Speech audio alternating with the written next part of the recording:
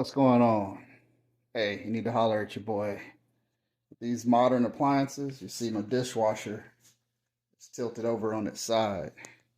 If you get an LC code, basically what it is there's a sensor, which I've already popped the panel off. I'll show it to you.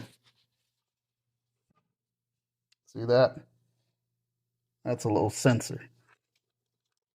All it takes is a flathead screwdriver and a Phillips to pop it off.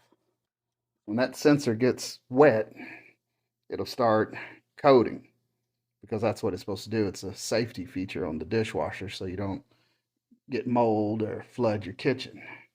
So what you have to do is pop this panel off, check all the hoses for any leaks. If there's no leaks, dry it and move the sensor a little bit so it doesn't get so damp.